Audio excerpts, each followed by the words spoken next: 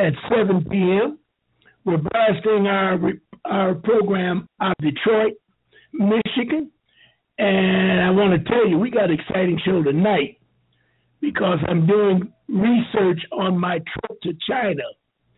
And the trip itself was so full of information that I'm still spinning. My head is still spinning, trying to put everything together. I went and saw a good brother today, and as I was telling him about my adventure, he couldn't stop laughing by telling me that if it wasn't for the knowledge you had when you went there, your head would not be spinning now. And I looked at him and said, "You're totally correct." Because what it did to me was just solidified, added to, and expanded what I already had in this big noggin, this big Olmec cranium. And I am blessed and pleased to be where I am and what I know. And I want to reach out because I got a head start on most people, but I'm 75 years old. And my time on earth, I'm not gauging it, but I would like to put some of this noggin in some of you younger individuals so you don't have to go the long path to get where I am. And you can understand that in reaching my plateau, you can do it in 3 to 5 years from where you are today. So I want to expand more and more on what I know, then what I've seen, and what I really feel. That feeling is the most important because when I was in Japan and landed in Shanghai, when we were picked up by our tour guide and headed for the city of Shanghai, I was shocked when and again, wait a minute, it was the next morning because it was daylight. I'm sorry, it was the next morning. But we didn't get to the hotel the night of arrival until 12:30 midnight, after midnight, because of some problems that we had in our baggage and translations and a whole lot of complicated stuff, which was all good. But the next morning, we went out on our first journey, and we met the 27 other individuals that were in our tour group. And two of the other two was my son and his wife. So it was 4 American Moors, blacks, and 25 Europeans. And I mean Europeans. None were from the United States. I didn't see a European or meet a European from the United States on my trip. There were a lot of Europeans, but they were all from Europe. They love to tell you, when you say European, they'll tell you right quick. I'm from London, I'm from Wales, I'm from Scotland, I'm from Belgium, or not Belgium, but Switzerland and that type of thing. They clear you up right away. Everybody does that. If you call an African, he will correct you in a matter of seconds. I'm Nigerian. I'm Ghanaian. I'm South African, that type of thing, or some tribe from South Africa. We're the only ones that are mixed up. And let me tell you, ladies and gentlemen, the world knows we're mixed up. And we have a right and a protection to be mixed up. Once you awaken, you have the protection that you need to survive. Because if you wake up too soon, they're going to get you. That's when you learn a little bit and think you know a whole lot. You got to give it a slow roll when you hear new information. Give it a slow roll. Let it synchronize in your noggin. And then once it gets synchronized, then reach for the feeling. If you feel like it's nourishment, then you use it. But if you don't feel comfortable, leave it alone. until you learn more about it. But anyway, that first trip out on the Tuesday morning, which was Monday over here in America, because you know it's a day behind going, and you pick that day up coming back. The timetable is right now in Detroit, it's 7:10 p.m. In Shanghai, it is exactly 8:10 a.m. The time is 13 hours ahead of our time. And that's how I kept time, because I just look at my watch. I'd never changed it. Look at my watch and added an hour. And I could tell what time it was there and what time it was here. All you have to do is flip the 12 hours from day to night. But when we came out on the first day, my Creator must have blessed. Well, he did bless me by giving me the opportunity to go, creating that opportunity. But on our first journey, the guide said to the group, as we were riding on the bus, and he was introducing himself, telling us about China, he said, and we are now passing the oldest cemetery memorial right now in China. It was the Dynasty. I thought he said the Shang Dynasty, but I'm not sure. Now that I'm doing my research, I can't put it together, because I swear I can't remember, and I don't want to remember. And if anyone out there can correct me, I would be more than pleased. But it don't really matter, because I know what I saw, and I know how I have it registered in this big noggin of mine. He said, there it is right there, out the right side of the bus. Everybody looked to the right, and nobody said a word. All I saw was a mound, a hill. And then I just shut up. I didn't say anything. And so one of the Europeans said, where are we looking at? And the guy said, that mound right there was the burial of the emperor, and he called his name, which I can't pronounce. And everybody said, oh, and that was it. But when they said that, that's when my journey began, because I said to myself, mound builders, Ouachita mowers, look that word up, mound builders, and ask yourself, why did the United Nations declare the mound builders the oldest indigenous nation or peoples on earth? The United Nations said that. Not Ron March, not some fly-by-night jerk. United Nations has it documented in the records. And they have annual meetings on the advancement and protection of the indigenous peoples of the earth. We are the only ones that have not knocked on the door of the United Nations and declared that we are being misused in United States of America. And this is one of the main reasons, and I use the word profoundly, I hate preachers, because it's the job of the minister to educate his flock. And that is not to go to heaven. We got to live here on earth. And the ministry of black preachers, if you will, started with the approval from Abraham Lincoln when he declared the Emancipation Proclamation was the umbrella label of 3 declarations, if I can remember them all.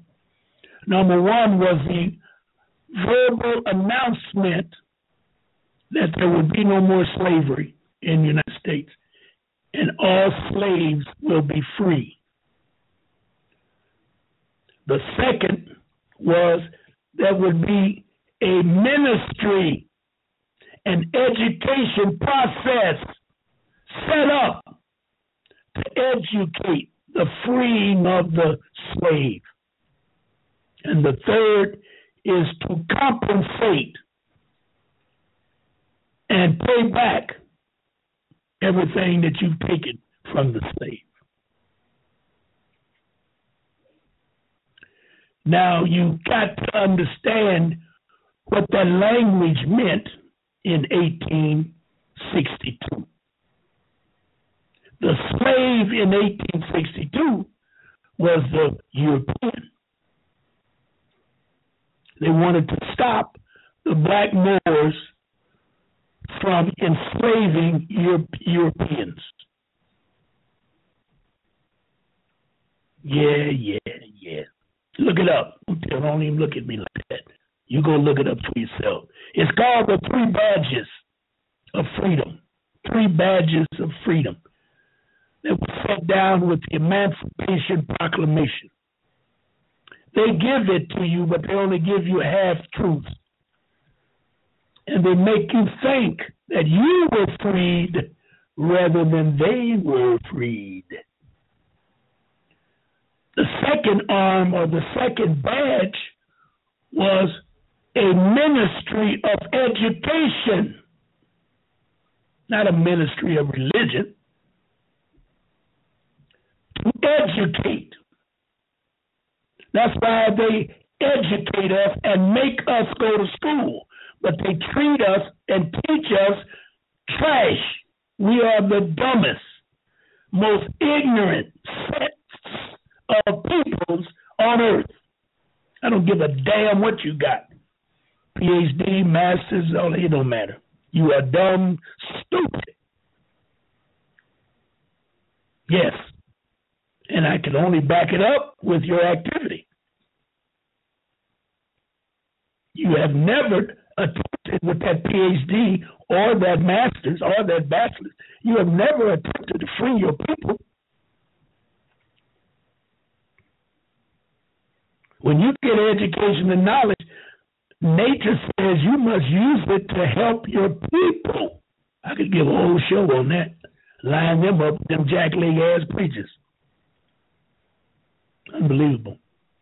And the third is to compensate. That's that third arm of the Emancipation Proclamation. Well, with this trip I took, I saw, felt, my spirit acknowledged and confirmed that I'm on the right path of education and knowledge. I don't give a damn what anybody say, and I ain't never gonna change. I'd be scared to change. I fear my creator if I get off the path. There you go. Yeah, I fear him if I get off the path.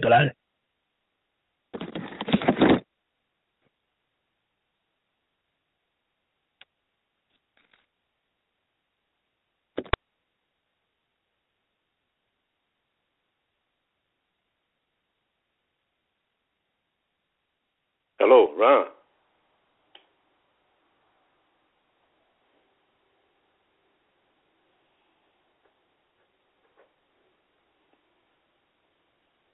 Hello, Ron.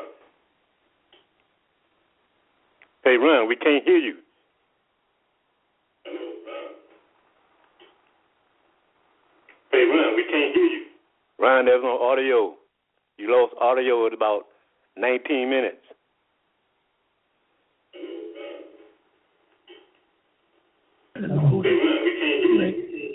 Now, can you hear me now? You lost audio in about 19 minutes. Okay, can you hear me now? Caller. I can hear you on the phone. Yeah. You can hear it?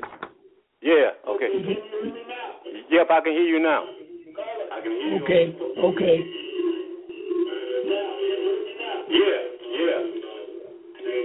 All right, I'm going to cut that one out. Okay. Yep, I can hear you now. Okay. All right. Apparently you can hear me out there now. You can't hear me? Why would they cut me out? No, I mean it's not coming through. It's not coming through here. Are you sure you got the mic? I mean, this plugged in. The mic is not plugged in. Well, then they won't be able to hear me. The mic ain't in. They will hear you from the phone. Oh. Remember? Okay. All right. Can you hear me? Can you hear me?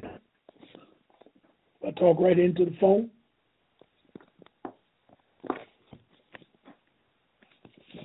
Nope. I haven't changed anything. I don't need this mic. Is that what you're saying? Right. All right. Testing.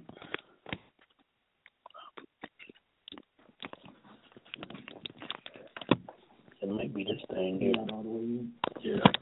All right. Testing. Put it on this one. You got it down. All right. All right, good people. Can you hear me out there now? That's the bottom line. They cut me off, and now I'm back on. So I'm going to turn on the same caller, 313. Okay, I can hear you now. I can hear you now. All right, buddy.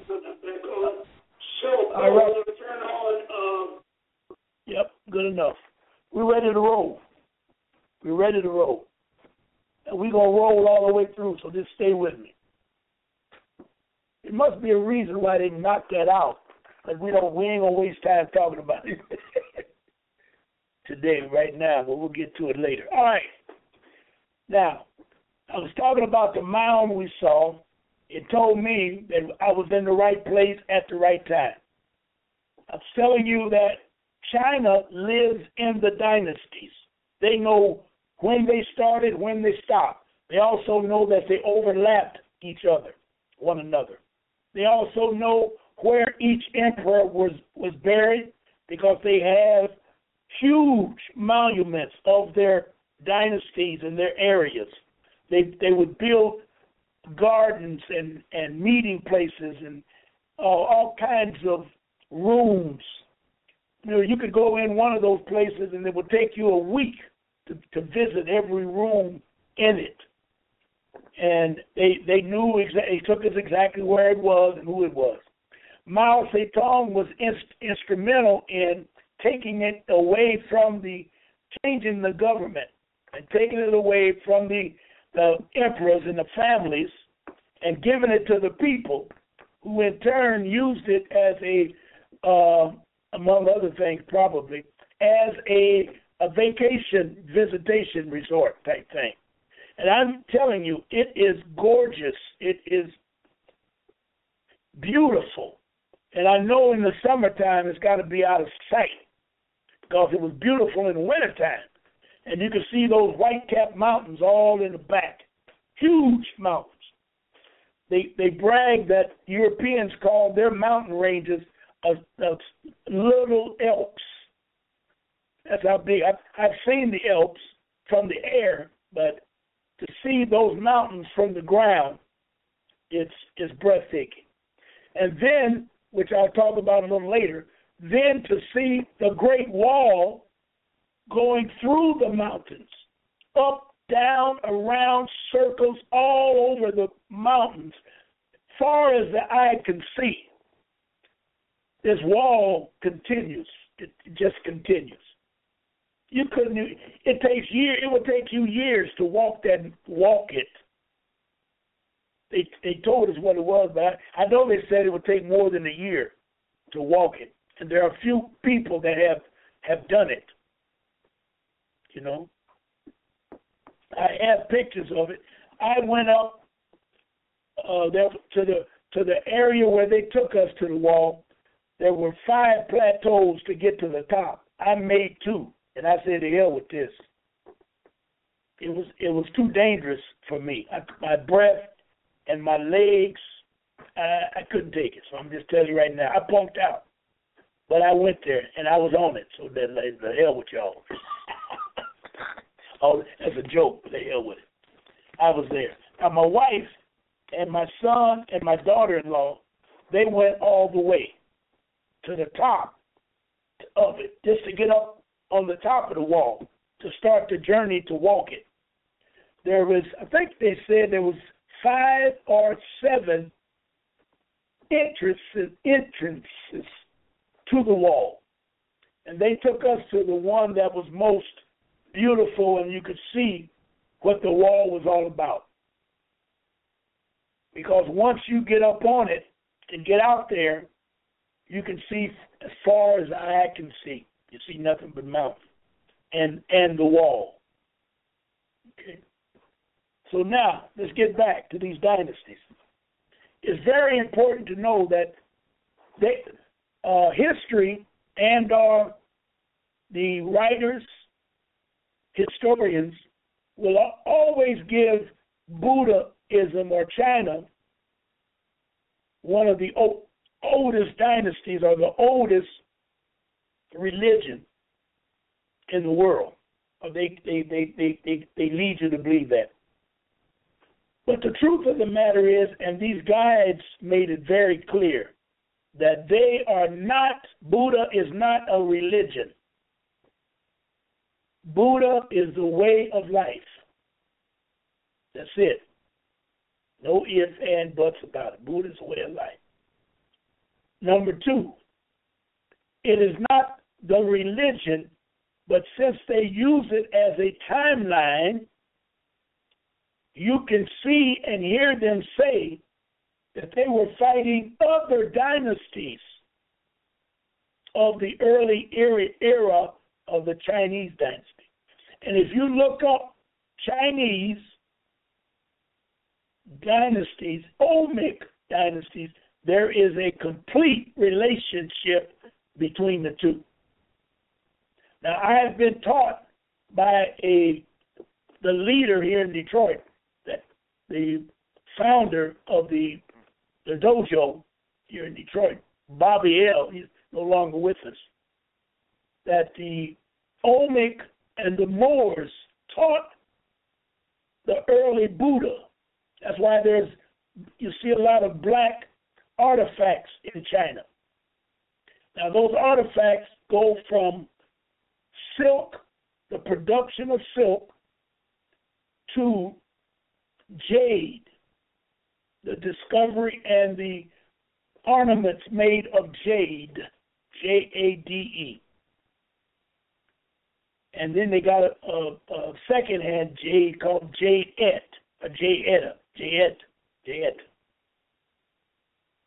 When you look up the Olmec dynasties, they did the same thing. But the European and the writers, if I could say it right, historians, have refused or overlooked how those early dynasties got started. Where did they get the knowledge of the monuments, the silk, and the parsnip that you have in your kitchen? All of that comes from that Chinese early dynasties, and they got all types of statues and documents and things like that you can buy and stuff like that. So when I get home and start doing research and talk to another young brother, and he was telling me that the early name of the Olmec dynasty was the Shang dynasty. C-U.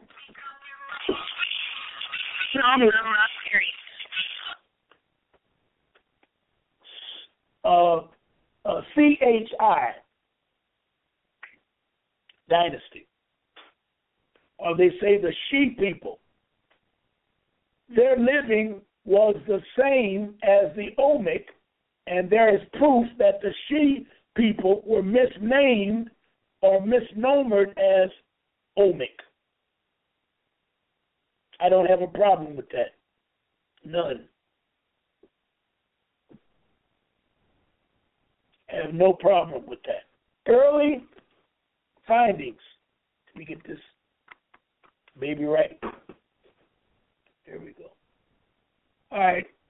I'm reading from an article called "There is so much information that has not been made yet."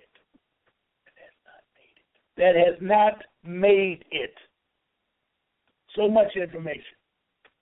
And they did this scientifically in that they had to leave out any and everything that related to the Olmec nation.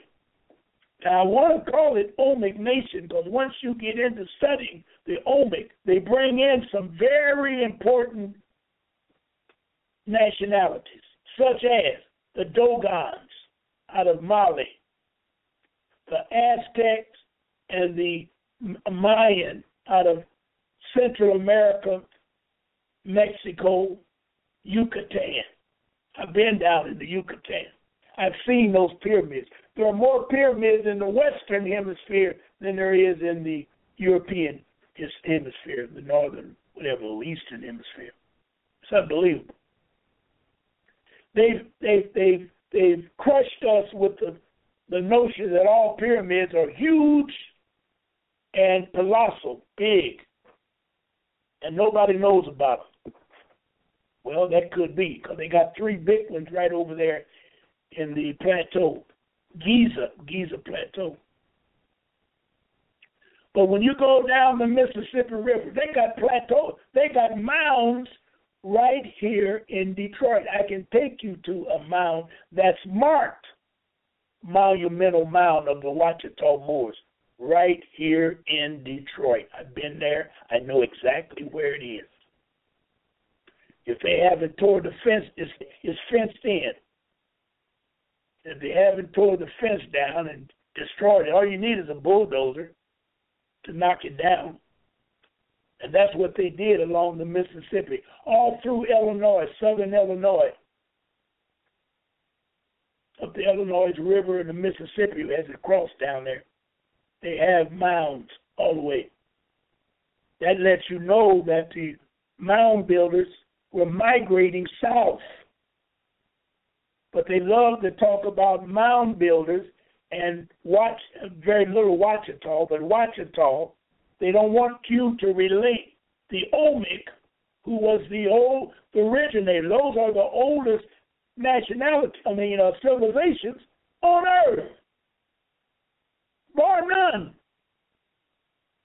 And if the United Nations recognizes that the Ouachita Moors, Dedu Damayu, is the oldest indigenous people on Earth, what more information do you need? And why is it important? It's more important to know that you have been here a long time than it is for you to know that you were brought over here on a slave ship. Because you'll call the slave ship fiasco or theory a damn lie. And I don't want nobody to tell me with the dumb question, are you saying that no slave? No, I ain't saying that. I'm telling you that the so-called Middle Passage and the influx of millions of slaves into America is a damn lie. That's what I'm telling you. Any ship can come across with somebody black that's a servant, but the word slave had never was related to black folks until Reconstruction. A slave was what a slave is. That's a European, short for Slavic.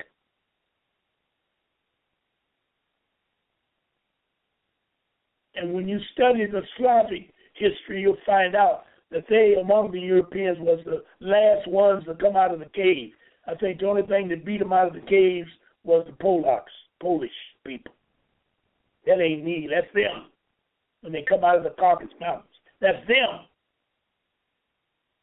And you can ask a Bosnian that's up in that area, and there's a couple of them that had that war a couple of years ago when Clinton was in. Hey, if you know one of them, just ask him where you come from. And he'll tell you, I'm from Bosnia. You say, okay, well, where did Bosnia come from? You're going to say the mountains.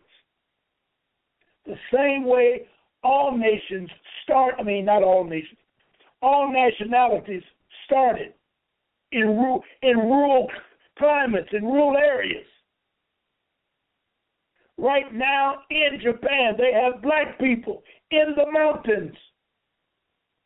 And all you brothers from Vietnam have been to Vietnam, and some of you older cats that went to Korea can verify that. They're black, just like me and you. All of this madness that we're in was a story. It was a fairy tale created by the Europeans to enslave your mind. And they did a damn good job. And as long as you believe it, you will always be in slavery. I don't give a damn how much you pray, how much you march, how much you sing. It don't matter. How much you go to church. It don't matter. How long have you been praying on your knees? It does not matter. If you don't educate yourself to who you are, you'll always be a slave. You always belong to somebody else. And the damnedest thing about a Christian is, and that's all I'm going to say about it, they don't want to know nothing else. They found their creator and they're happy. I'll leave it right there. There is so much information that has not made it to the general public. The real truth about the royal families, the real Illuminati, the original Vatican priesthood, the Europeans being the first slaves, the original empires of China, all black. The original charter of London. Y'all need to, I tell you what. New message is received. I tell you what. If you can email me, I'll send you a copy of this. I'll send you a copy of this. You may not be able to find it. I'll give you the name of it. It's called There Is So Much Information That Has Not Made It. That's the name of it. The first United Nations, the truth about the extraterrestrial, and the list goes on and on. The original Charter of London, as you may well know, is governed by the Illuminati, or private banking dynasties of 13 so-called royal families. But the truth of the matter is, their original charter was granted by members of my all noble families, who in fact are the black noble Shriners that enslaved Europeans prior to the Europeans enslaving black people. This is a heavy article. You may not be ready for it, but you need to read it. So when you do get ready, you'll already have the knowledge in your head.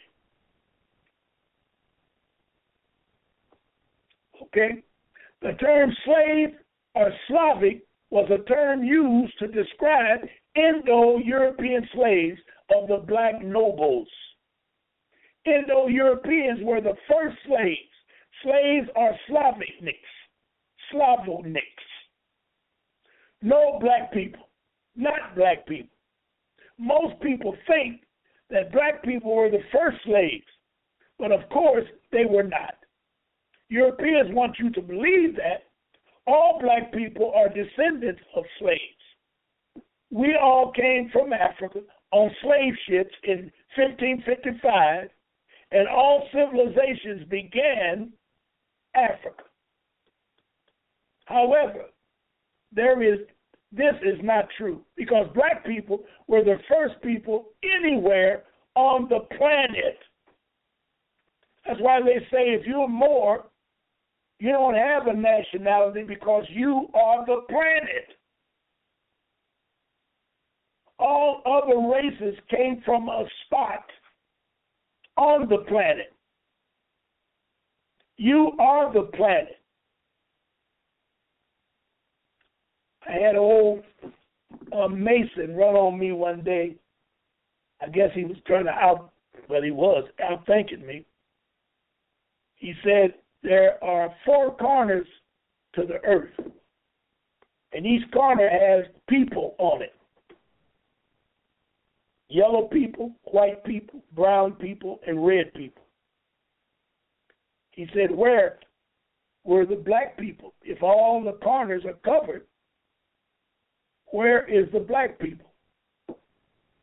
And the answer is, what I want y'all all to remember, the 4 corners stand on the black, meaning that we are the earth everywhere.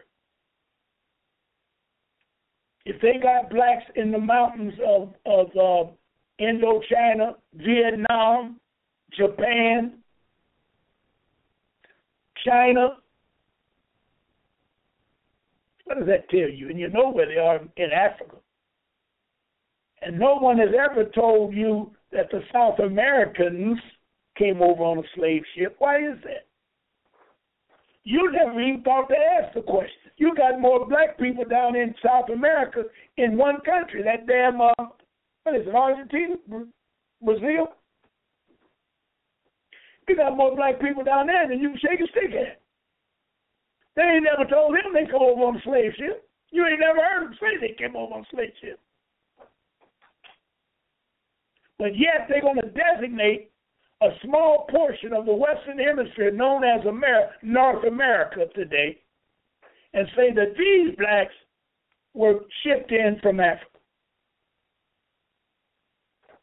And Columbus never saw these blacks because he only went into the area known today as West Indies, known then as the Caribbean. You know, y'all don't even think. And I understand why you don't, so I'm not signifying. I'm just saying. They don't teach you to think. They don't grade you on thinking. They grade you on learning.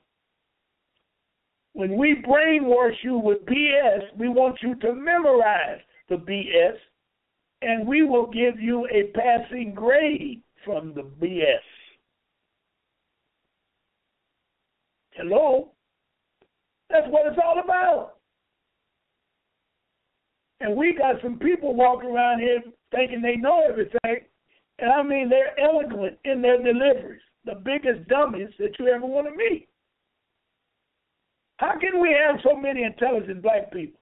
Look at all of them on TV. Look at all the money they got. Think about that for a minute. I'm going to stop and give it some thought myself. You got ball players making millions. Entertainers making millions. I just heard today that LeBron James has a lifetime contract with Nike. 10 times more than anyone else for a lifetime, y'all. And we marching on Washington and marching on Chicago because the cops is killing black people. How dumb can we be?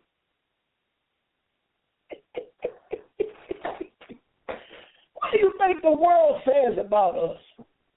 They said, wait a minute. The young lady asked me, she said, wait. She said, they told me you were from America. I said, you got that right. She said, do you mind if I ask you a few questions? I'll go to college and this. I said, well, I don't mind, but if your teacher is what I think it is, I didn't realize I was in China. I said, when I get through talking to you, you're going to flunk that course. She said, oh, no, she didn't know what I was talking about. But then it dawned on me I was in China, where the truth is there. And I talked to her. They couldn't understand. First of all, here I am sitting over there with my legs crossed, talking out the side of my neck, and they're killing black people over in America. And Obama and the United States says black people live good. They're happy.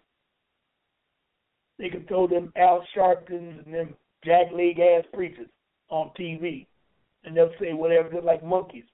Give them a banana, they'll say they'll do any damn thing.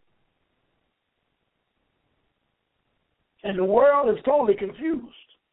But they know something's wrong because you just don't keep shooting people.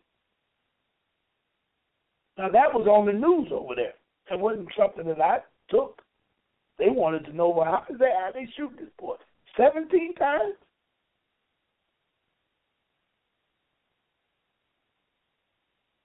I had to challenge myself. One white from London, Trevor Hall, he was in our group. He was an outspoken European. Thanksgiving Day, he gave a speech, and he was talking directly at me, or us, blacks, because he was really talking at us. And he said, yes, Thanksgiving is something that we need. He said, we came over there, had dinner with the Native Americans, wined and dined them. They wined and dined us, fed us, taught us how to eat, cook, live, and then we got our guns and went out and shot them. And then another white say, and they celebrate Thanksgiving. I felt about 2 inches tall. I didn't say nothing. Now think about that. I know you're going to say you do it for Jesus or some old silly ass shit, but the facts remain. If you know the history of Thanksgiving, they used it to steal the land. They're invaders, y'all. They came in here under the guise of a legal contract known as, they call it the Constitution. And here's another little tidbit that you don't know. United States, no.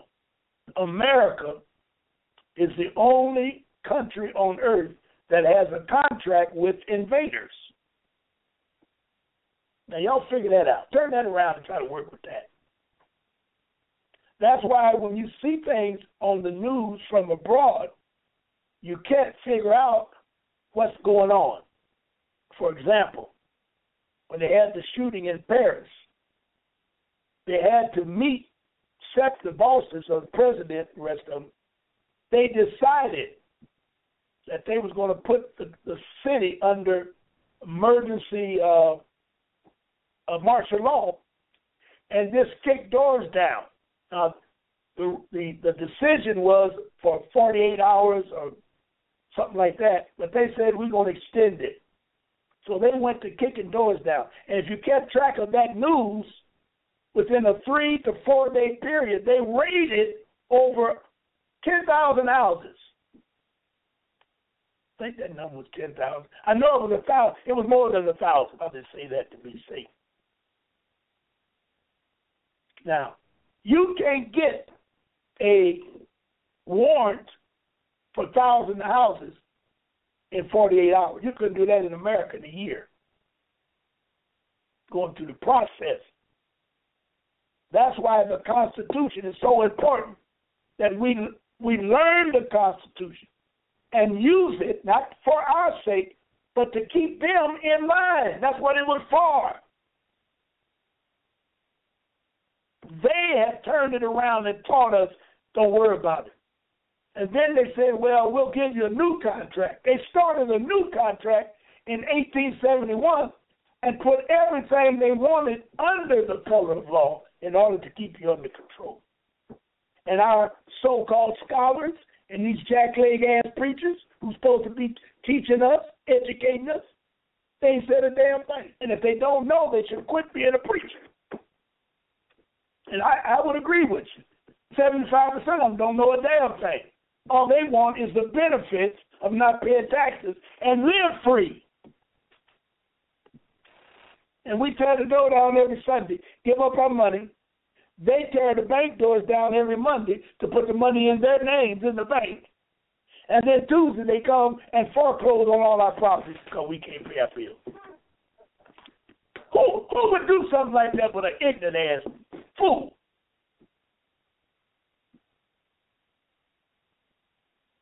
And as the temptation would say, and the band plays on.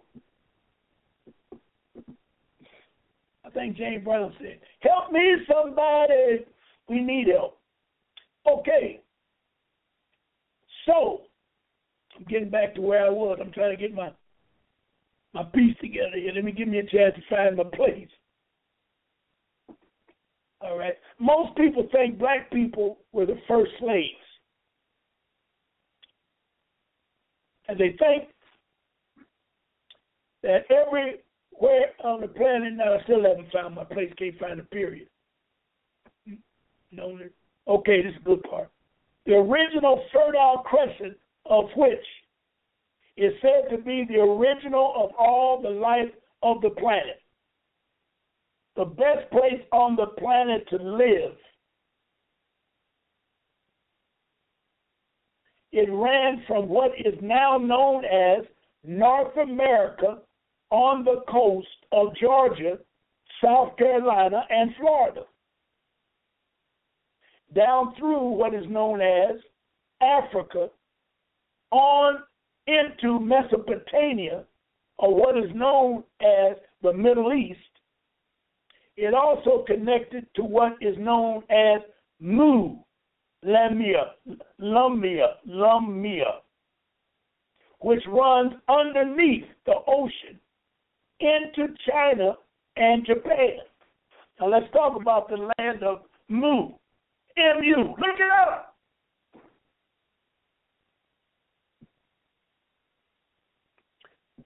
The so-called state of Hawaii is really 7 islands, which is really 7 mountaintops. They know this. You don't know it. At one time, the area from California all the way to Japan, China, all of that's right there together, by the way. Korea, Japan, China, it all fits in the most fertile part of the earth.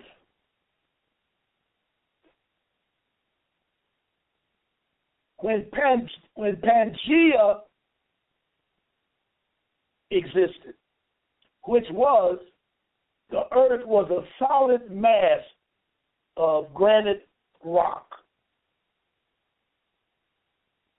You could walk from Africa, so-called, now remember these names were not there, Africa, across the Atlantic, you could walk into today's North America, which would be up the hill to North America, all the way across to California, down the hill, which is now known as Pacific Ocean, all the way out. Anywhere you come up on the mountain, you were in what is known today as Hawaii. But you can continuously walk all the way to Japan. And they just described that was the most fertile crusted lifeline of the planet. Well, due to cataclysmic earthquakes, it became cracked and water from the inside, apparently, came out. And there are stories that you can read about Mu because the mound builders and the Olmecs lived in that fertile land. And the knowledge was tremendous of what they had. And the queen of Mu, who told the people that there was going to be a cataclysmic earthquake and it would drown and water all of the area out there. She took the people and moved to a higher plateau known as the West Coast.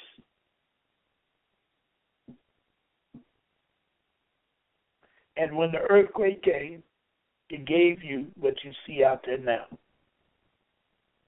There were multitudes of earthquakes. The timetable of them varied from 1 million years ago to 10,000 years ago, that type of thing. They always put it back where they don't have a lifeline man on earth type thing. But then when you get into this and get out of these more recent eras, such as Buddhism, Islamicism, and Christianity, that's only about 600 years. Once you get beyond that, now you begin to read stuff that will just blow your mind if you're interested. But it will wake you up because your spirit will tell you that you were living during that time. Man, oh man, oh man, oh man. Somebody help me. Somebody call in and give me some relief. This is some heavy stuff, but it's good. And I'm glad to be able to tell you, because I can see it. I need to write a book. Somebody need to help me write a book.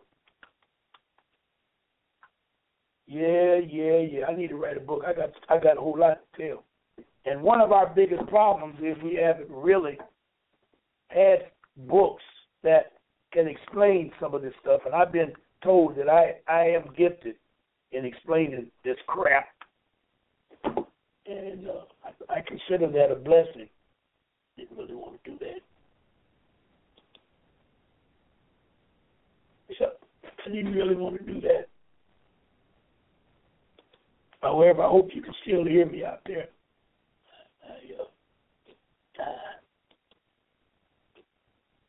I think I can get it back.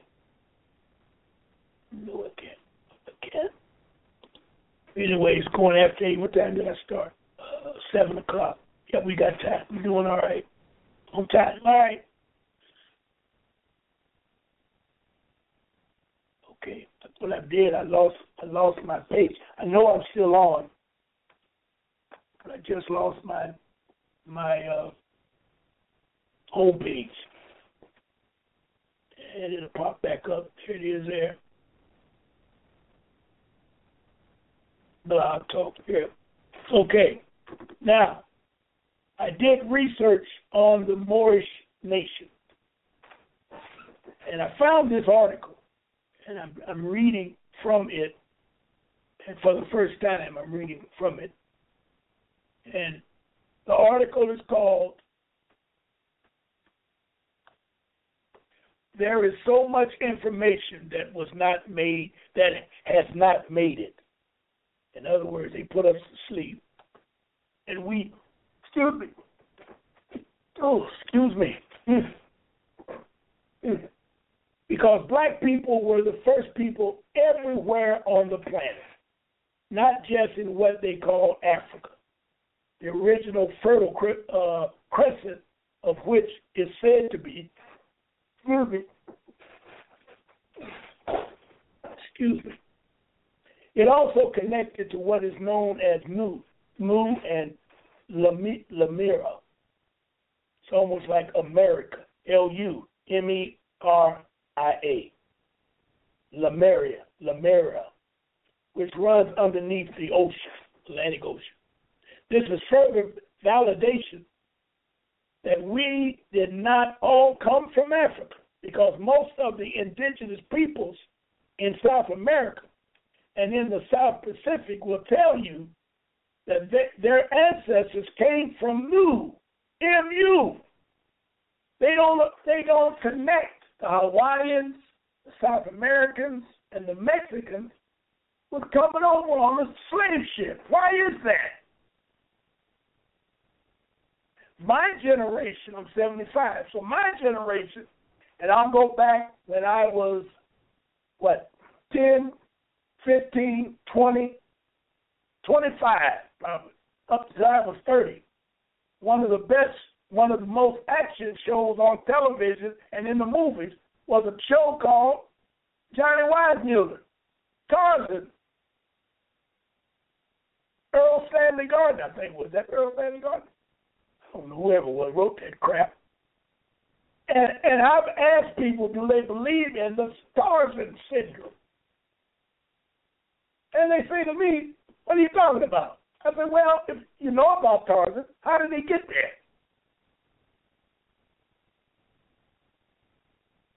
He came from a rich family who was going on a jungle-type African safari in a plane, old ragged-ass plane. The plane had trouble and crashed. Killed everybody on the plane but the baby. The baby, white boys, started crying.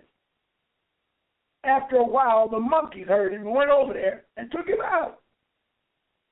Took him up in the tree. Did what they had to do and nursed him back. He wasn't hurt. Nursed him back to health. And he grew up to be better swinging in the trees, eating bananas than the monkeys. And my question is, do you believe that's possible? And the first word come out of their mouth without even thinking is, hell no. I said to myself, well, I'm talking to another idiot. Yes, it's possible. How do you think we got in this condition that we in? We wasn't born slaves.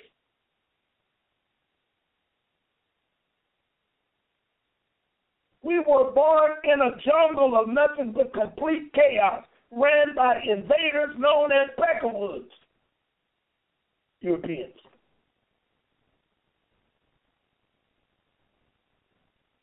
The story I tell all the time, another one, is about the eagle that got mixed up in the egg bucket with chicken eggs, and the farmer bought the bucket of eggs and had an eagle egg in it. He didn't know, and the sure enough, the unborn eagle didn't know it. So the farmer took the eggs back to the farm and put them up under the hens, and the hens hatched them. One of them came out an eagle. Well, he grew up as a chicken. He didn't know no better. He didn't know he could fly. He didn't know he was a king of the sky. He didn't know nothing. But stand in line like the rest of them damn chickens and peck and wait to eat something, corn or whatever to eat. One day, two heavyweight eagles flew up in the tree and looked down there, and one of them said, man, look down there. He said, ain't that one, that dark one over there? What the hell he doing down there? And they hollered down there, hey, you. Yeah, you. What are you doing down there with them damn chickens? He said, because I am a chicken. He said, no, you ain't. You eagle. He said, no. So they said, all right, leave that fool down there. A couple of days later, they came back. He's still down there, acting crazy. So they flew down there, talked to him, tried to persuade him. He told them he can't do none of that stuff he's talking about. So they picked him up, took him up to the first limb of a tree, set him on the limb. He went to crying and screaming and carrying on. So they took him back down and set him on the ground. Left. A month or two later, they came back. He's still down there. So this time, they picked him up and took him up in the sky high as they could go and turned him loose and said, now, you either going to flap your wings or die. It's left up to you. And you know he was crying and screaming. They dropped his butt. I don't know how far he came, but he started flopping. And he started sailing and soaring through the sky like a B-29 jet. And became one of the boldest, biggest, strongest eagles that ever got up in the sky. I believe that theory with us. We have no idea who we are. Most of us, once we get Christianized, we don't want to know who we are. That's the danger of engulfing someone else's religion. You don't have any idea what your religion is. And when those Buddha folks over there told me what Buddha had taught them, that religion is not for Buddha's people. Whatever God-like thought you have, keep it in your heart. Don't wear it on your sleeve. Keep it in your heart. People take advantage of you when they know what kind of religion you are. That's why the Buddha have never been conquered, and that's why the Olmec was never conquered. That's why they don't want us ever to wake up, because if we wake up, they are through. Zero, zilch, out. You ain't got to kill them. You ain't got to do nothing to them. Just wake up and realize who you are.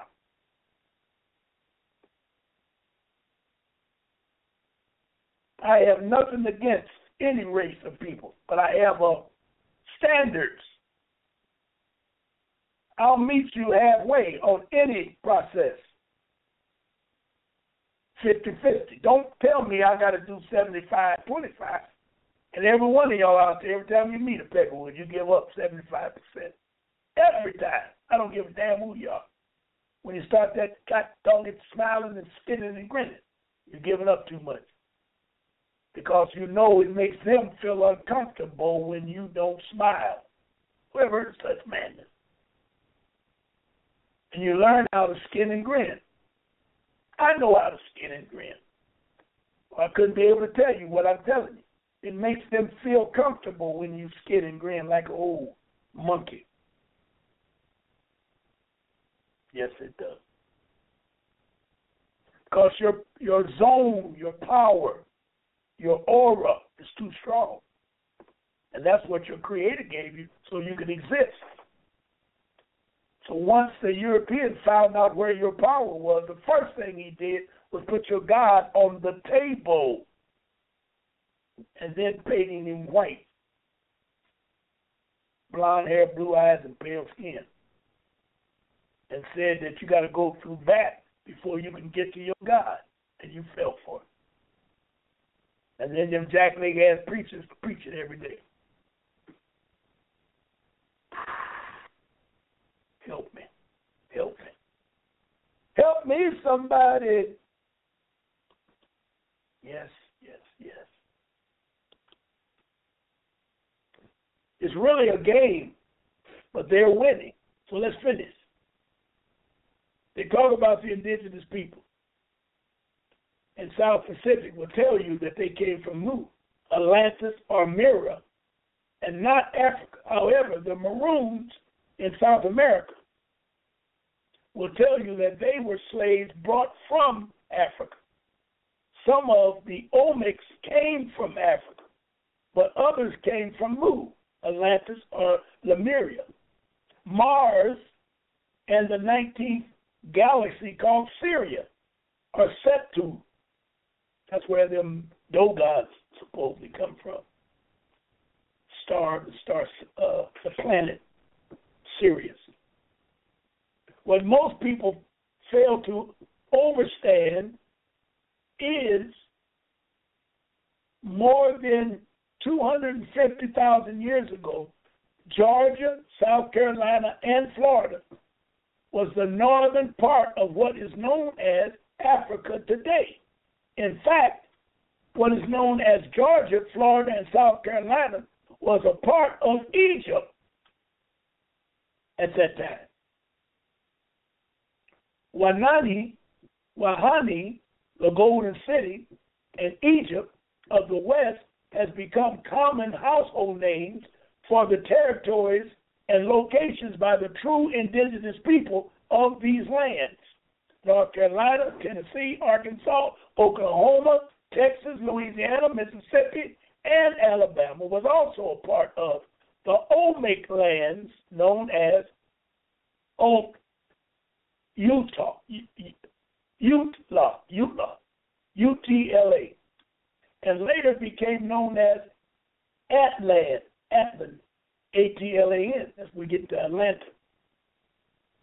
This further confirms that we are not all from Africa, but are indigenous to these lands as well.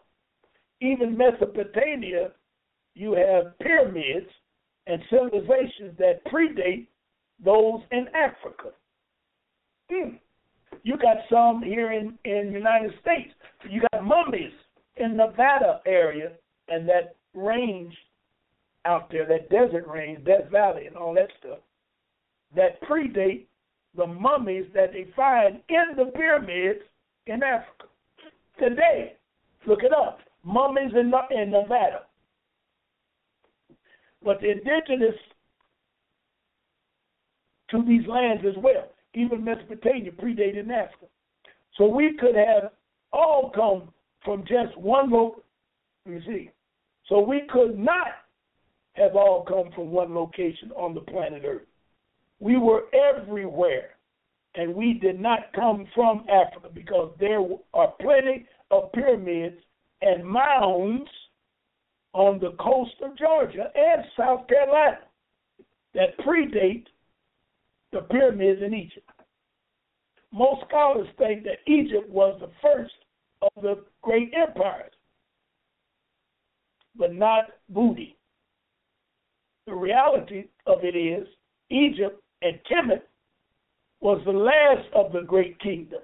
In fact, the 18 dynasties of Egypt are Kemetian history made public. Today is only the last of the great empires, which were built by indigenous black nobles and, I can't pronounce it, Ashwanaya Neta Etwa Netieta. That's good enough. Other than original Mayan and Aztec empires. Notice the Olmec guardian above picture, the Mayan in figure 2 and the figure 4 around his neck, just as was the guardian over Haru and Hetra in ancient Egypt. Also notice the Mayans in figure 1, I didn't bring those pictures, and in figure 4, both have a broad nose and thick lips, like the black people they were. The Egyptian empire comes out of the Kish, S-I-K-I, empire of Nuba, which was an Olmec empire in Aswan, Sudan, or K-Nesha. That's I can do, y'all.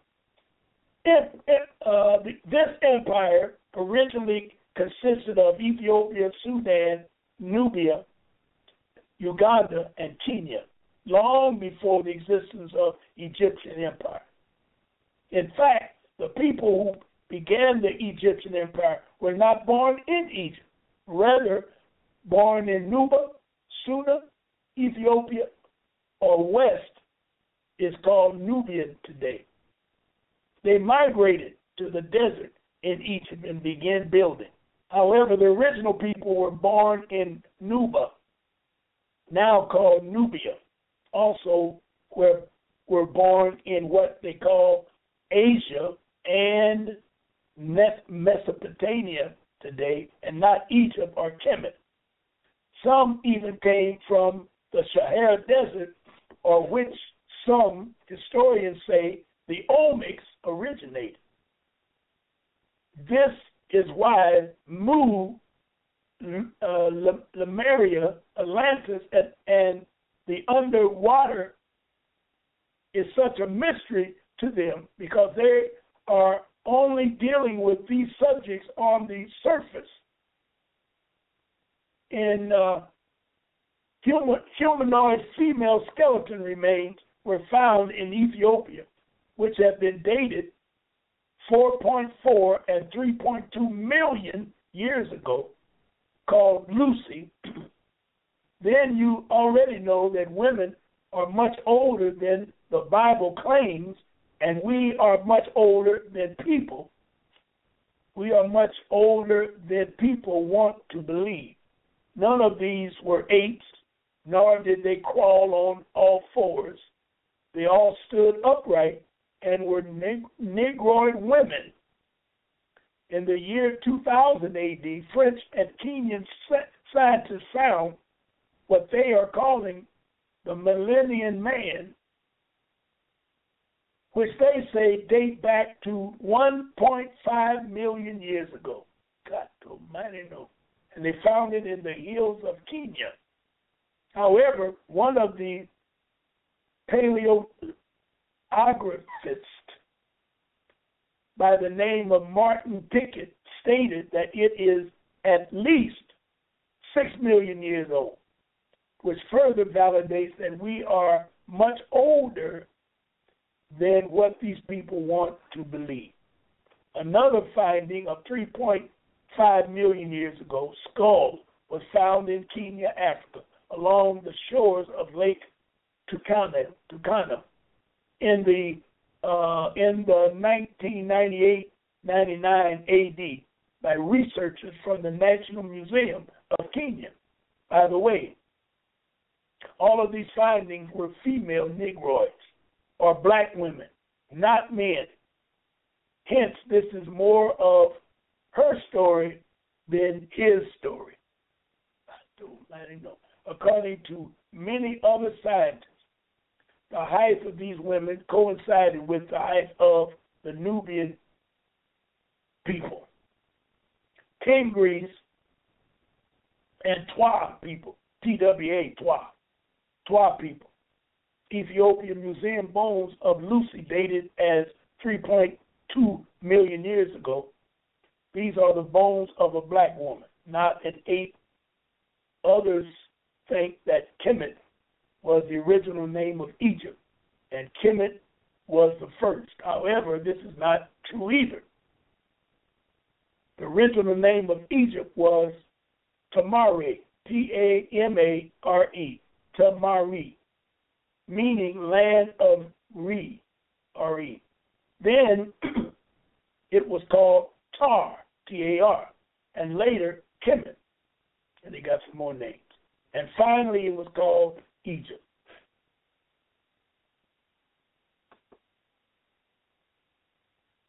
The original names of what is known is now referred to as Upper and Lower Egypt was Ute and Niktits, which were both ruled by King Nomer or Mens, whose family was from somewhere over there. And they go on to talk about this. These words is killing me. Other regions of Egypt's empire were not from Egypt, but rather migrated to Egypt and became rulers. According to Europeans, Osiris, Iris, and Isis. See, they keep using Isis as a negative, but this torture stuff, scaring us not to look into it. But Isis is a sacred name, a set. Was first mentioned in the 4th dynasty, and the oldest record date that for them is 25 BC. My reasoning for saying this is because most people like to begin the Egypt empire with Osiris, Isis, and Heru. Then others like to go back a little bit further to Maat in the 3rd dynasty of the Old Kingdom, which they have dated around 2780 to 2250. However, they have Tahuti or Thor on record as being a Tahutian or Central American with the Olmecs around 31 BC, and there are records indicating in the Olmec writings that Tahuti was exiled from Egypt and he came to the city of the gods in Mexico. City of the gods is in, can't pronounce it, Teotihuacan, is where all of these gods would come to meet. And it was also where men would go to become gods. Olmec Empress is also recorded in the land of the Mayans as being Central America, 3113 BC, before Christ. That's 3100 years before Christ, which leaves another problem for the Europeans: inaccurate dates and timelines. Remember, I told you when you read, always deal with timelines. So I got a little bit more here, but I see where we may have a couple of questions. Let me look back over here. Area code 763-1137, last four. You have a question or comment? Yeah, good show tonight. You're throwing out a lot of info. You think it might be too much? Do you consider yourself the eagle or the chicken?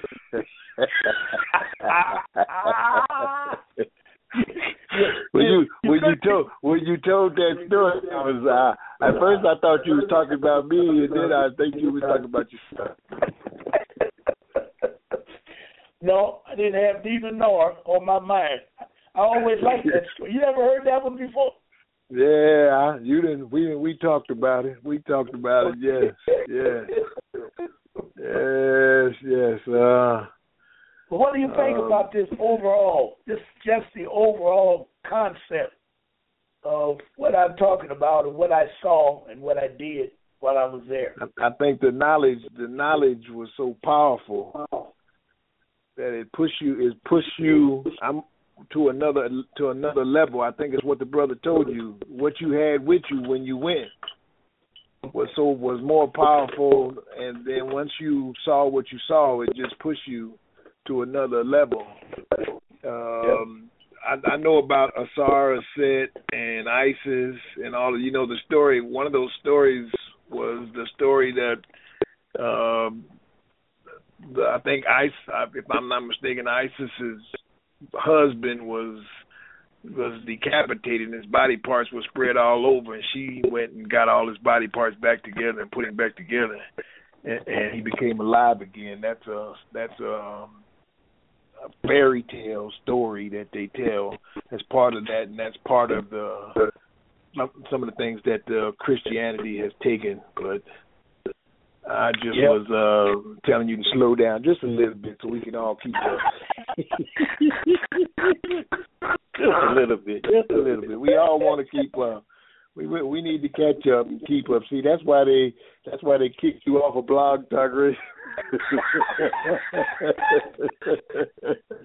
See, I was listening and it went silent, and I ran and turned to my computer and I went, oh, he don't even know he ain't doing so.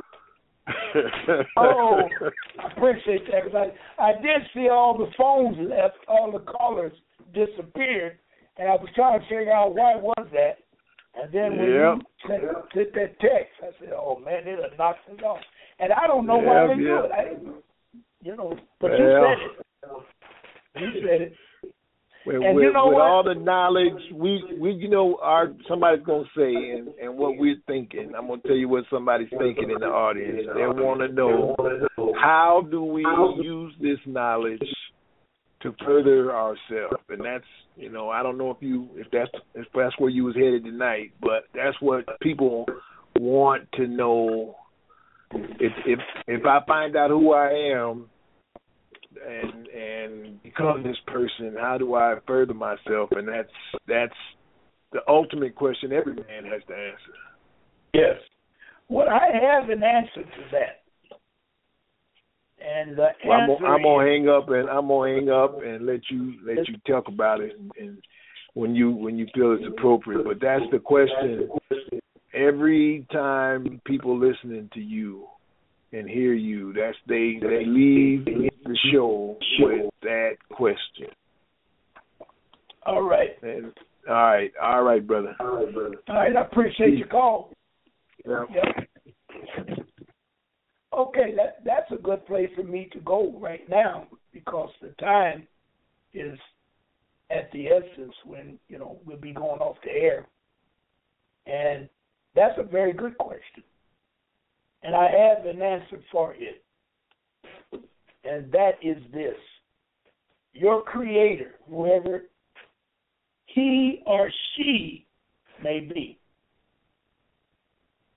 put you here on this earth to be prosperous, intelligent, and free. And they gave you every tool that you needed to succeed. And I can criticize right quickly and say, if you don't have it, you need to find yourself another creator. Because the one that you're worshiping, if you cannot get out of the personal problem situation that you are in, then you have a major problem. Now, how do you gear that? How do you deal with that? I have been told through my studies that you must raise the consciousness of your people, and each one of them will make their own decision how to best use the new information. I'm like a water boy. I bring you the water. It's your job to drink it. You don't have to drink it. I ain't never made it mandatory that you believe me. I'd rather for you not to believe me, call me a liar, go look it up, find your information, come back and expose me on the air. I would challenge anyone and everyone to do that. I don't come on this program or come on the air to run my mouth and brag or get out there and act like I'm somebody. I know I cannot be free until you are free. And in order for you to be free with what I know, I want to and must give you what I have, and you are going to make the decision to use it or not use it. It's ironic that my viewers will come back every week. Yes, they listen and they ask that question. Well, it may not be ready for you to use this information because, like I said, if you step out there and you are not totally prepared, they, the enemy, the devil, will eat you alive. But one thing for sure, but what I say to you every week, when you confront the issue and my thoughts come in your head, you cannot say you were never told. You cannot challenge your God or your Creator and say, why would you put me in this predicament and not prepare me for this? I don't know if I'm getting too mushy or not, and I don't want to. But this is what I believe. I don't think my Creator will put me in any position that I cannot get out of. And you will learn from studying sovereignty, even from the Creator. What do you think HJR 192 is? It's a remedy to your madness that you're in. And you've heard me say it 1,000 times. Whatever your predicament may be, whatever it is, you created it.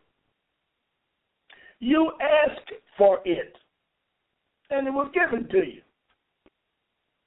Now, they give it to people that know, K-N-O-W, and ask.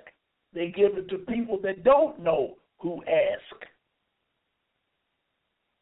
It's not the Creator's job to siphon or what information he gives out. He gives it out to everyone. And if your consciousness is high enough, which you can simulate if your frequency is high enough, it's like listening to an FM station. You start out with 101 FM. You're right down there with the devil. 100.100 is God. You have to turn up your frequencies. God will always send out his messages to the consensus of his people. So let's say the consensus of the black man from 101.1 FM is 50. He will send out a message on the plane of 50. I believe this. Now, if your consciousness is on 35, you ain't going to hear it because you're on the wrong station. It ain't for you. You can listen, and it'll feel good to you, but you don't know what to do with it because you're not ready. But you're being prepared for it. Because you can walk around the corner with that 35.0 FM station and run into a situation, the light will come on, and you'll jump to 65. Because you know you've heard it before and you know how to react to it. So when I bring you, this is what happened to me when I went to China. I know I was on a high frequency. And when I saw what I saw, I doubled it. I multiplied wherever I was, it multiplied. And the knack that I have, or the niche that Ron March has, is whatever he knows, he can explain it even to that 1.10 frequency. He can hear it. People tell me that all the time. I've listened to Jonah Bey, I've listened to Yusuf, I've listened to Farrakhan, I've listened to Martin Luther, I listen to all kinds of issues. And he said, you are not saying any more than they have said, but the way you say it, I can relate to it. And it clicks. Boom, all that other crack comes right up. And now you start moving forward. That's why my delivery is what it is. I ain't going to, Ron, you need to quit cussing. Nah, the hell with you. What the hell, what do you talk? Ron, you know, some of the things you say. Well, stop listening. I ain't talking to you. They whooped us into this. We don't have time for me to nurse you back. I got to give you shock treatments because we ain't got enough time to save your sorry butt because you're going to fight me all the way. I know that. That's natural. And I can't get emotionally upset when you fight me or talk about me because my job is only to bring you the information. I learned that the hard way. I don't care if you don't believe me. What the hell I care? Like an old idiot called up Captain Gadget. Ron, you ain't going to convince me. Ain't that something? You think I come over here to convince you to something that you ain't ready for? You got to be out of your pea-picking mind. New messages received from QQQBJ. You got to be talking, you got to be out of your mind. You dig? So my job is to bring you the news. That's it.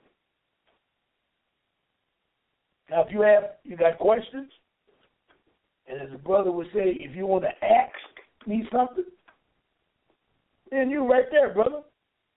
I don't have a problem with it. We can move forward with learning together.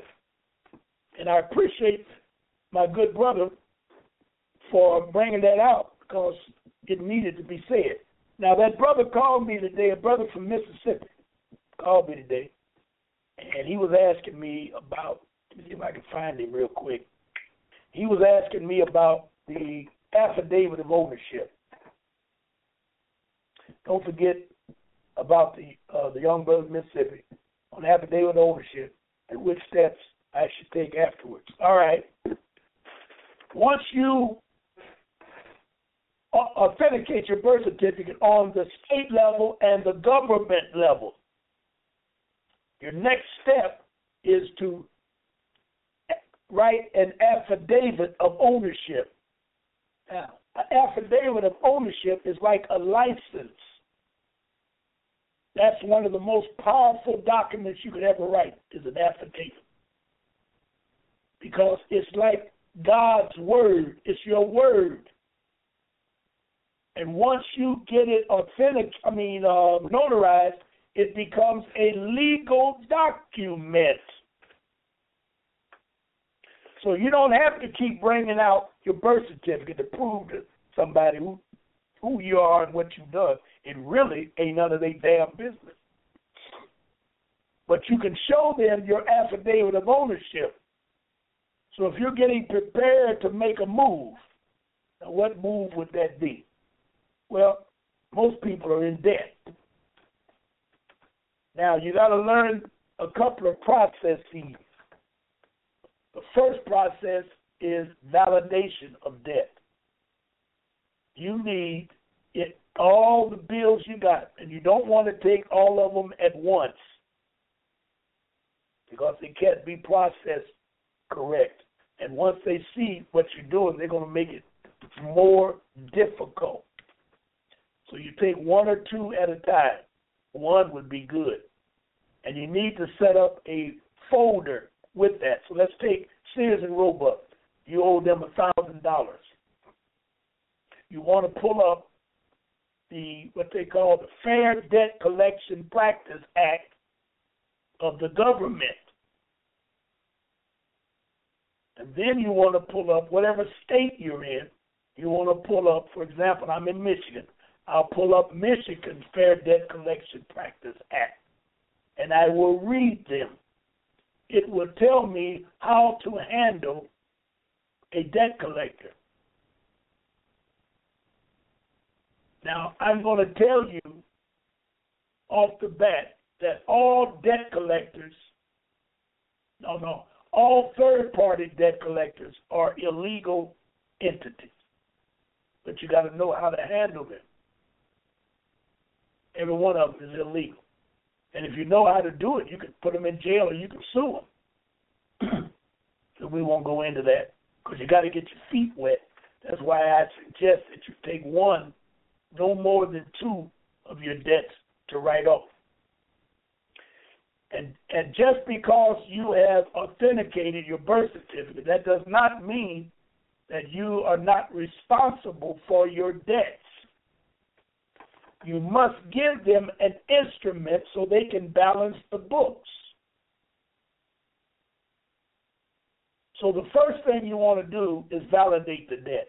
You want them to show you or prove to you that you owe them. Now, the fair debt collection practice will tell you what it means to have a debt.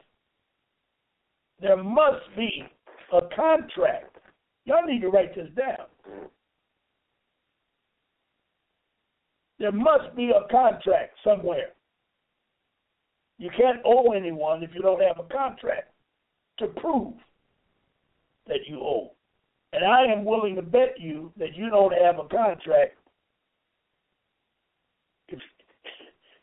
if I'll just leave it like that. You don't have a contract. The contracts that are out there is only about 4 or 5 of them at the most, and I'm not talking about them. I'm talking about debt, third-party debt collectors, and I'm talking about purchases that you made on credit.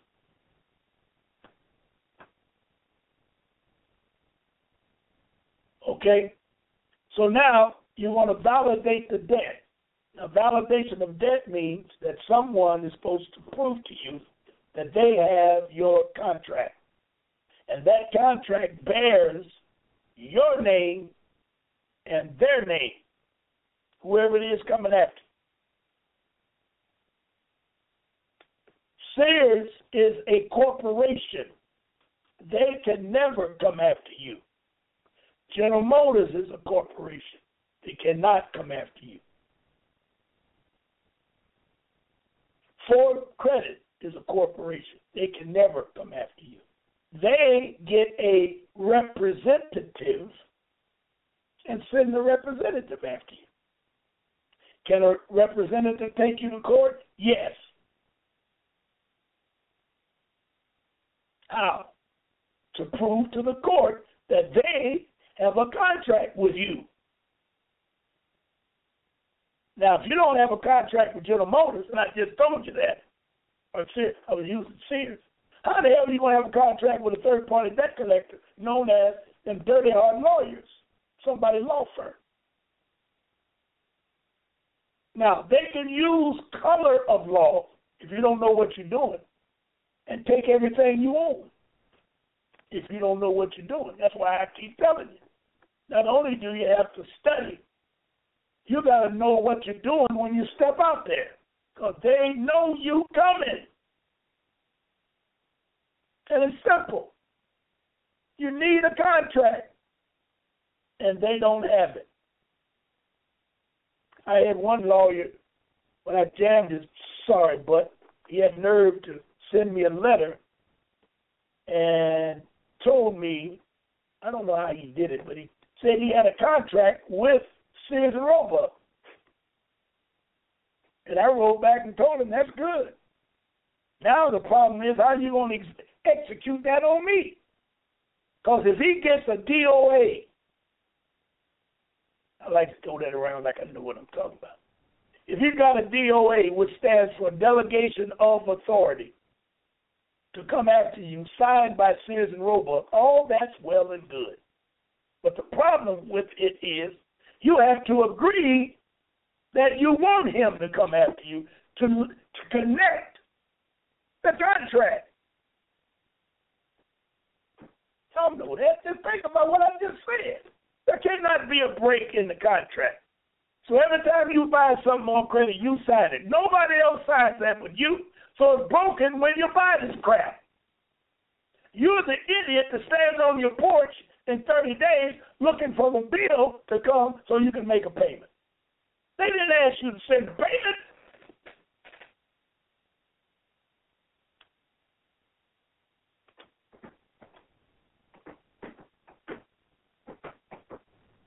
The rule is when they send that bill, you should sign it and send it back with a note. I did not see a check in it. They owe you that amount. You don't owe them. All of this you can find in any article or story or document about redemption. You want to redeem your sovereignty. That's why there's so much mess going on earth. That's why they're naming that terrorist group ISIS. ISIS is a holy name. It ain't got nothing to do with terrorism.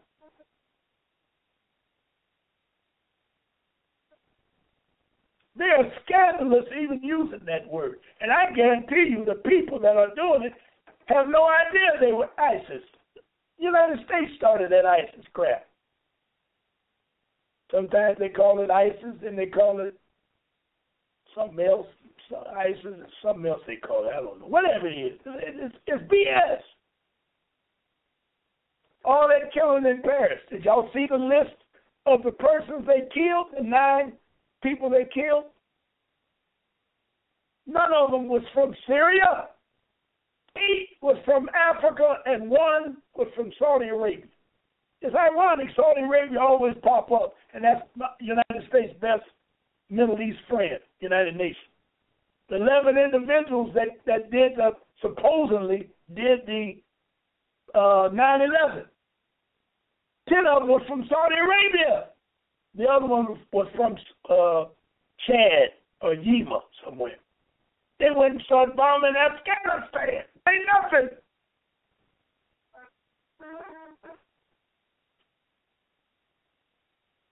God.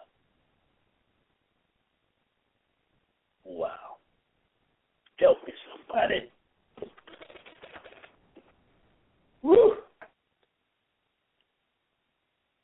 You know, I hope that I am reaching. I know I am. I'm not worried about that. And many calls I get every day. I had a brother call me. Today is Tuesday, Sunday, Monday, and this morning. He was in Hawaii. He said he had just saw my webpage, and he thought I could help him. Because his girlfriend or his woman that he had a baby by won't let him see the baby. And he wanted to know if I could help him.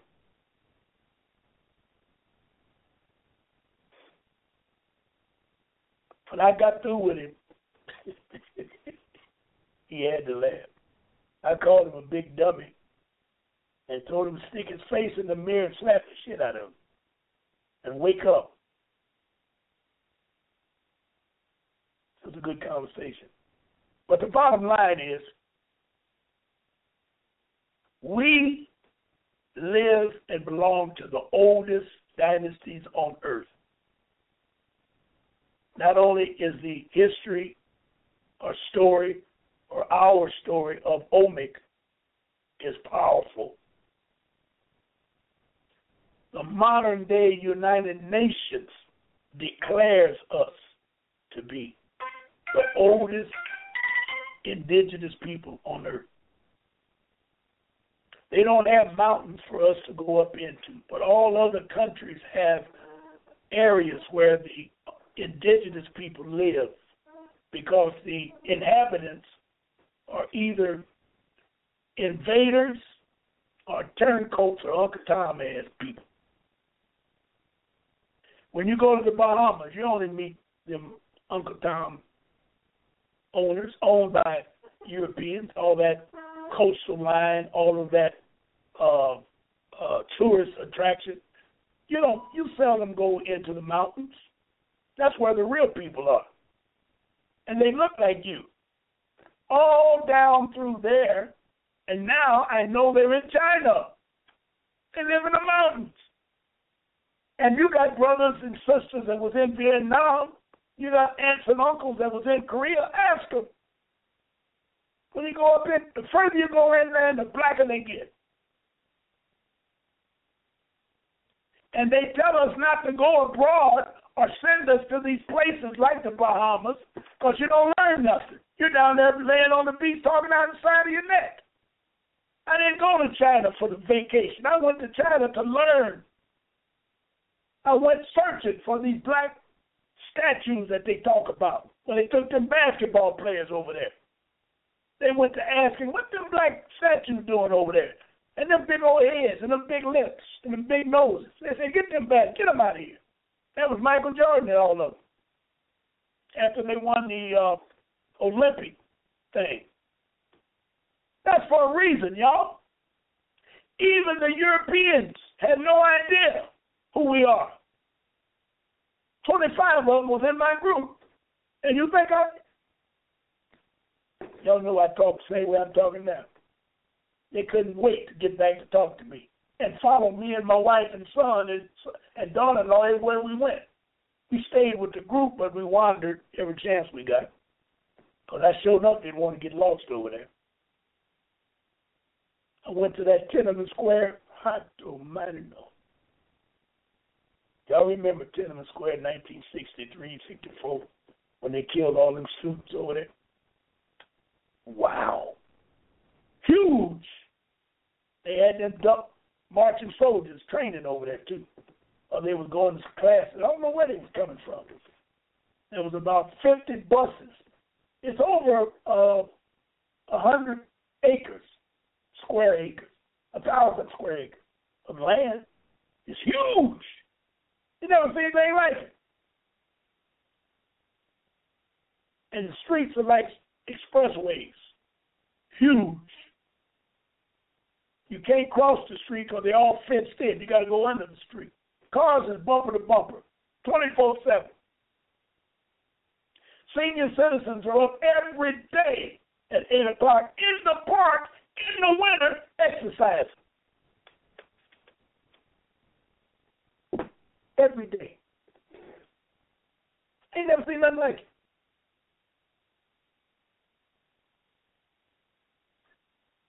I didn't see one single home. I saw nothing but sky-rise. They call them flats. But you're talking about a building, 300 units in one building, and 8 to 10 in the section on that side of the street. Another 6 or 8 on this side. Some of the buildings got upwards of 10 elevators. The people in Shanghai, 28 million. Now don't forget, the largest city in the United States is population-wise, I think, is New York. And they only got between 7 and 8 million. Might be less now. Shanghai was 28. Xi'an, in the middle, between the mountains, is where all the emperors built their dynasty homes and palaces and temples. They did a lot of praying, a lot of walking in gardens, and a lot of meeting people. Surrounded by mountains. You had to fly in to Xi'an. 8 million people in Xi'an. And where the temples are, they had a great wall built around it. But they call it the city wall. They don't want you to confuse that with the Great Wall in China. But it's built the same way. Going up them steps to get to the top was a monster. Dude mighty know. I said, damn. And they said, yeah, this ain't nothing. They told us, and they was right. It ain't nothing compared to the Great Wall. Every step when you're on the Great Wall is going up. And then when you get to the top, you'll start declining and turning down into the valleys, back up on the other side. They say if you stretch the Great Wall in one line, it will stretch from the North Pole to the South Pole and still have miles of wall left. Over 5,000 miles of territory. All right, good people. New messages received from +1 6